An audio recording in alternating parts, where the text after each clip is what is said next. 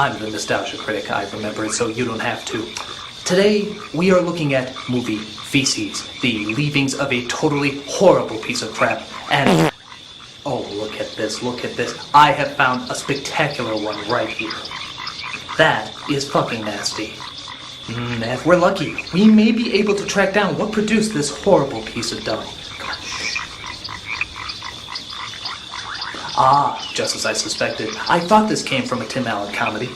Right over there, you can see what produced this wretched piece of shit. Jungle to jungle. It starts in the heart, way down in your soul. Look at how sloppy the writing is. Look at how confused the humor is. And ask yourself why the hell there's a 2 in the title even though this is a remake and not a sequel. We must be very quiet while we observe it, but let us venture forth and see what could possibly create such a giant piece of anus butter. Look at that. Oh yes, we observe here the cleanest and most pasty white of Amazon tribesmen, who like to stand on the edge of mountaintops and scream inspiringly for the trailer. We then cut to the next best thing that this family film surely thinks will get the kids invested, the stock market. 300 lots of coffee futures? You call that a hunch? No, Richard, I call that an opportunity. 300 lots in this market is not an opportunity, it's a death wish. Knowing that your kids are no doubt sucked in by all this technical talk, the film then proceeds to go to a subject matter that kids want to hear even more about: divorce proceedings. I'm getting married to Charlotte in 30 days. In order to do that, I need the divorce from Patricia. You'll overnight in Caracas, then fly to Canaima the next morning where you'll be met. Thanks. See you in 2 days. So Tim Allen's character, whose name you will never call him, so let's just keep calling him Tim Allen, is off to the Amazon to get a divorce from his wife so he can marry another woman. Weird and complicated? Oh, that's merely the icing on this cake of bullshit. We received this letter from your wife today. Senora Cromwell says that she could not come to Canaima, but she wants us to get you to Lipo Lipo. Wait a second, what are you talking about? I traveled 3,000 miles to get here and she doesn't show up? What's that about? After being attacked by deadly rubber fish, Tim Allen enters this knockoff of the mission and we see his wife Patricia. Notice how their hairstyles indicate that they met at a Mark Summers Jew Fro convention, very popular in the 90s. We weren't even married a year and you walked out on me. And now you want a divorce and you think I'm gonna hit you up for money. We both want a divorce. And aren't you? I don't want any money. Great. So we observe that she left because he didn't listen to her much when they were married.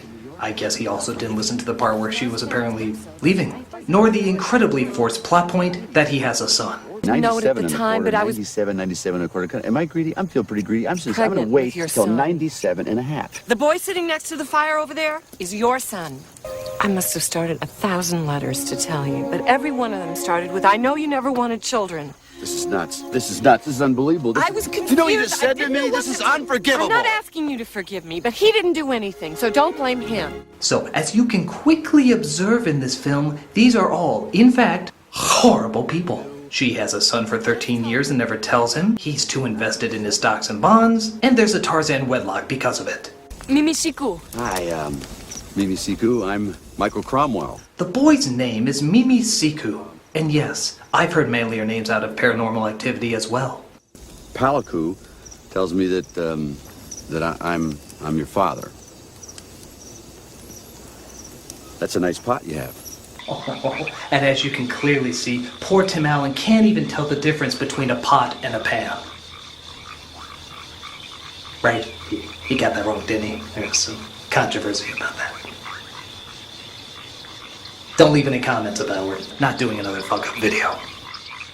So he thinks that his son can't understand him, but the child reveals the next day that he can, thus adding to the contingency of liars that makes up this family. I've got to go back to my village. I'm a trader. That's what I do.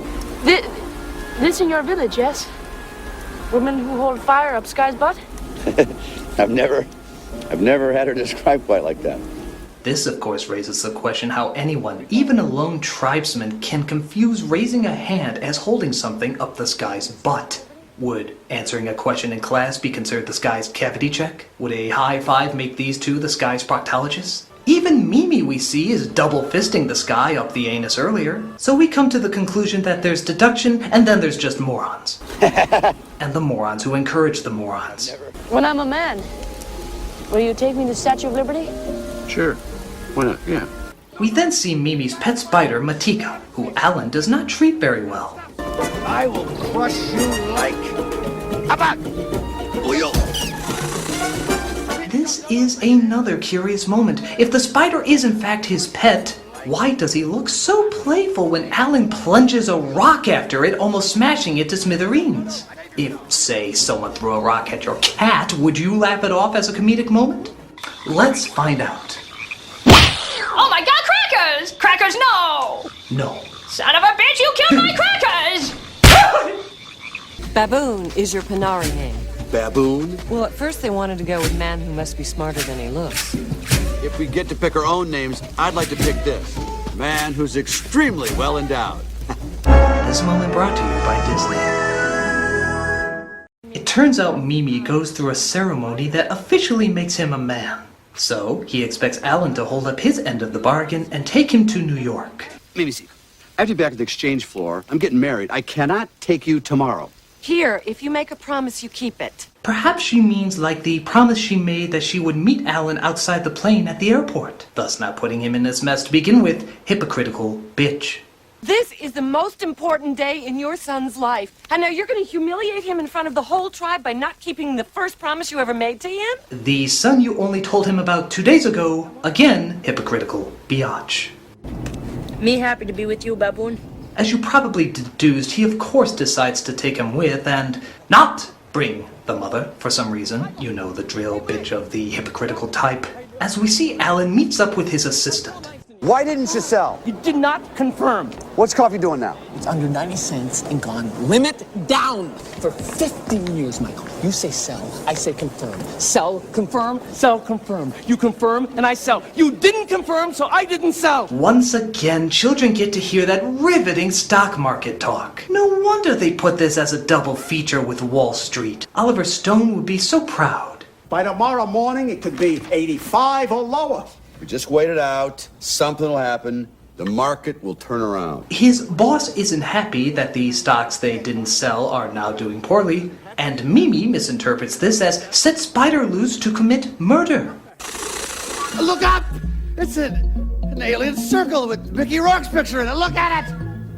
Martika killed Chief. I said I was going to go fight the chief, not kill the chief. Around here, only postal employees kill chief. You may also catch on to Tim Allen's only role in this movie, and that's to recite all the lines that didn't make it into unfunny episodes of Home Improvement. After you pee, you put the seat back down. Females and tribes start war over this. Magic. No, magic will be if he understands English. Yellow number 5 and zinc oxide. They've added a sunblock to it.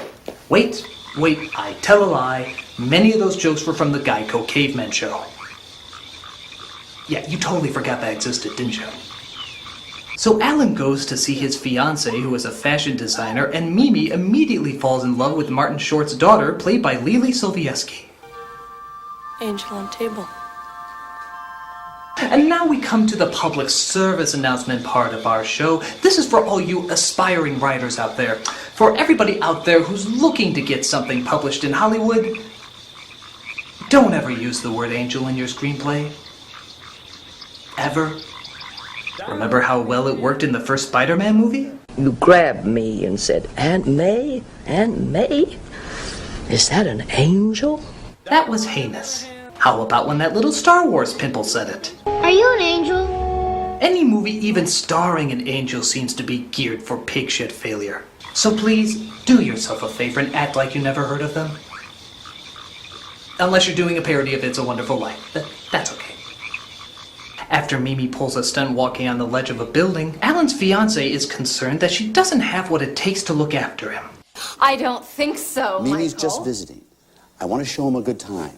After that, he goes back home, and we can go back to being exactly the way we were. Entirely wrapped up in ourselves. Just like real New Yorkers. But Mimi finds it still rather difficult to fit in. Bonjour. Bonjour. We are all so happy today. Let's go.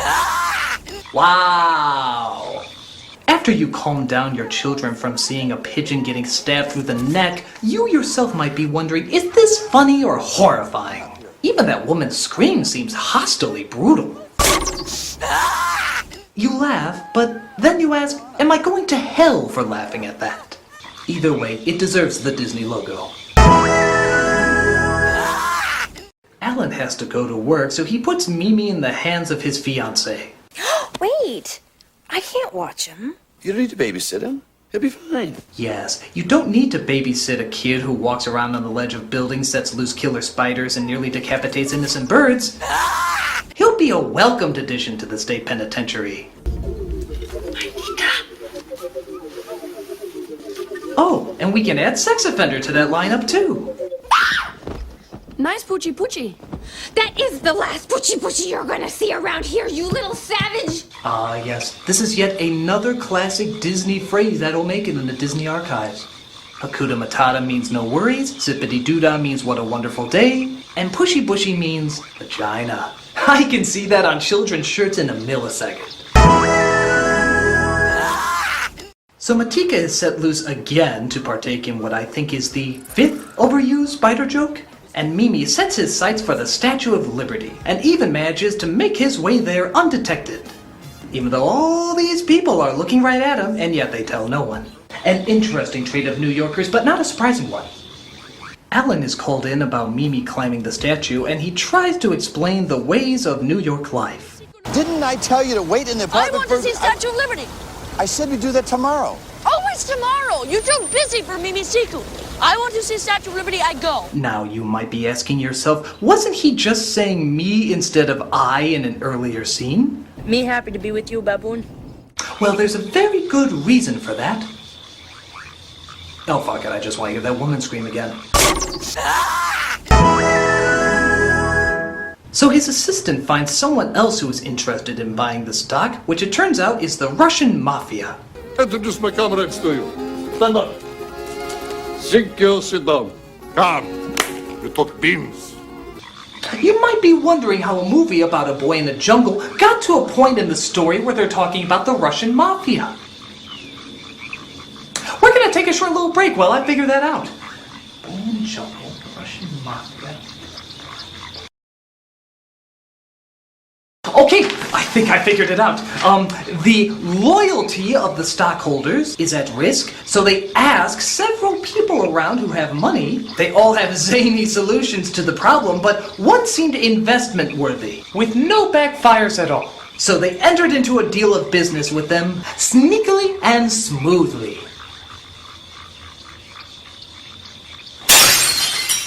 That might be it too. I want guarantee that price not drop below 75. Well, would you look at that? It appears we have come across Jumba from Lilo and Stitch. No, I'm not even kidding. That's really him. He's also Codsworth and the bad guy from Pocahontas. Obviously, what this movie is trying to say with this casting decision is that Russians are a lighthearted, cartoony folk, if you will, that shouldn't be taken too seriously on any occasion. I mean, just look at their leader. He looks like a funny guy. Alan tells the assistant to get out of the deal, but he foolishly sells the stock to them anyway. But this doesn't get in the way of more sentimental moments like this one. Why did Palico leave you, baboon? I probably took her for granted. Now you with Charlotte. Yes, I am. Many females in your village, baboon. Mm-hmm. Why you pick only one?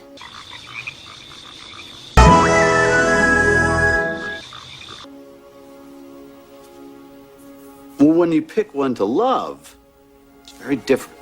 By the way, don't you love how he had to think about that for a moment? He didn't immediately turn it down. Like he thought to himself, yes, I should get some more hoes in my life. But obviously, something snapped him out of it.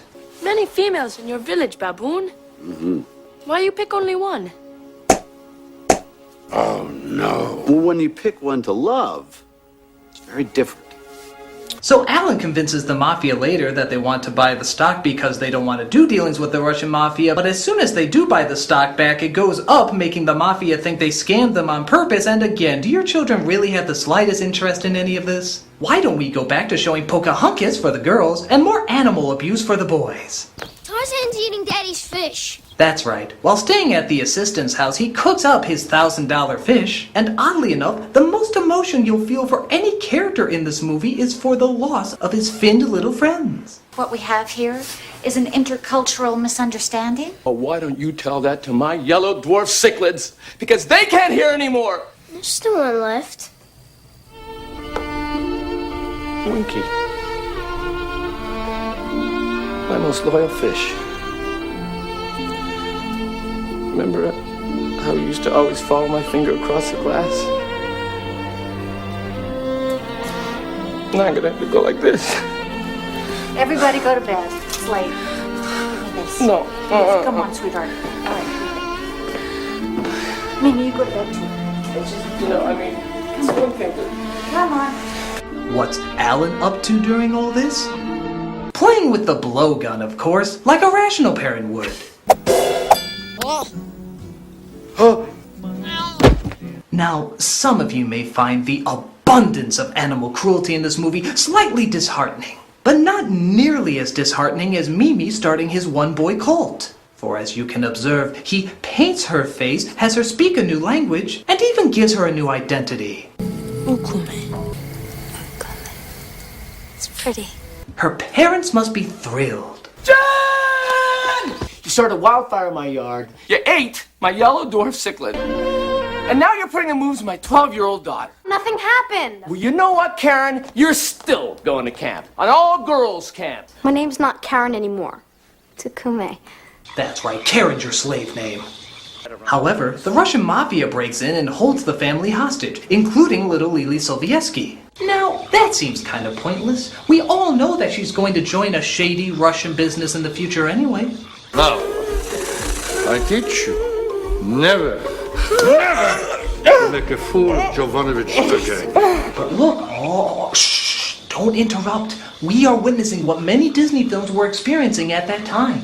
A painfully awkward forced slapstick climax. Shh, let us marvel at how unfunny it is. Not one gag is working. I'm coming out! Not even the slightest giggle. Get up, man! Show him what the Kempsters are made of! Notice the absence of a smile on my face.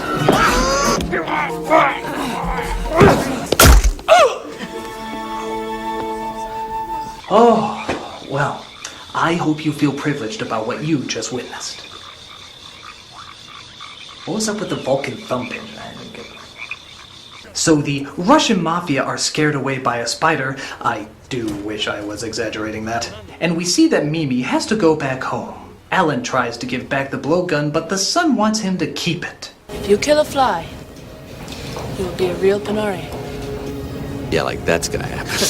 So it turns out one day at the stock market that he does in fact see a fly, literally stabs his boss in the back for it, says fuck you to his fiancée, and heads down to his unnatural habitat. There were some intelligent animals in this movie, right? Now you're a Panari baboon. You killed a totally harmless creature that we can get no use out of. We even see Sovietsky's family come with, as her father is totally cool with her diving into piranha-infested waters and getting it on with dances with mullets.